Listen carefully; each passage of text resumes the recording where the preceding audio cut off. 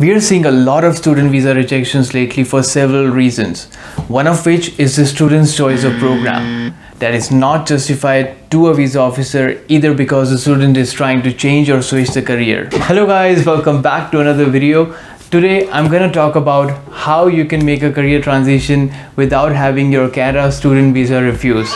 So in order to be safe, you should switch careers once you arrive in Canada. Select a program that aligns with your prior education and work experience, and once you have your visa approved, once you're here, then you can do these 5 steps to pivot to a new career.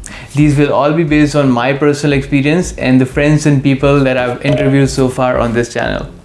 The first thing is to do a short certification, a bridging program, or even a PG diploma program after you finish your first program. Let's take an example of Dr. Tina, with whom I made a video about the scope of data analytics in Canada. So she moved to Canada on PR with PhD in retail marketing. She then got intrigued by data analytics field and enrolled in a 6-month certification program, like a boot camp at University of Toronto. She now works in the same field. So you can gain some knowledge and provide a proof that you have undertaken a new career path by becoming a certified professional or completing a bridging program like one offered at Humber for supply chain management. The second thing you can do is volunteer or do an internship to gain some knowledge and skills to start your career. It's a good idea to just go for it even if it's unpaid, because you can work on weekends or evenings and earn some money to manage your expenses. Now the chances are that big corporations will not hire volunteers or interns, but you can go to small or startup businesses and offer them a free service in exchange for experience. The third thing is you must network with people in the field that you have an interest in, but do not ask for referrals. Rather, learn more about their roles and what they like most about their profession, and tell them your story as well. You can even tell your friends and relatives that you have recently transitioned into a new career path and see if they can refer you to the right individual. Fourth, you must revise your resume and cover letter according to your new career.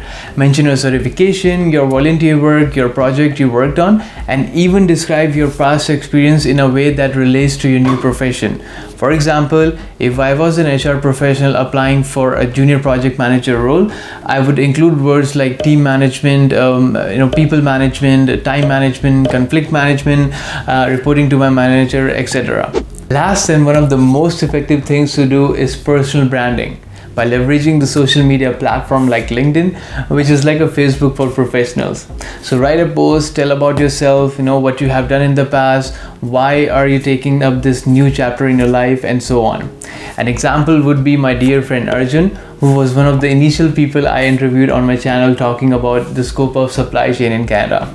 Watch closely what he said about personal branding. And last but not least, one tip I would give for anybody is LinkedIn videos, guys. Don't be camera shy. Put your face in front of camera. There's a ton lot of organic reach. If you can put your face in front of camera and start telling your story, there's so many opportunities which will open up. I can't tell you. That's it, guys. Like put your face in front of camera. There's so many opportunities, not just job opportunities. There's so many opportunities which will open up, and you will thank me at a later point. For sure. Trust me, there are people I know who landed a job by uploading daily content on LinkedIn without any prior experience, who were also making career switch. That is all for today, guys. I hope you find it helpful. Consider subscribing if you want to see more content like this. Do like and share this video. It helps YouTube algorithm to reach out to more people. Comment below if you have any questions or suggestions. Thanks for watching. Stay safe, stay strong, and I'll see you in the next one. I don't really know what comes next. I'm just doing my best, even though I'm so stressed out. Everything just feels like a test that I fail, so depressed when I can't seem to get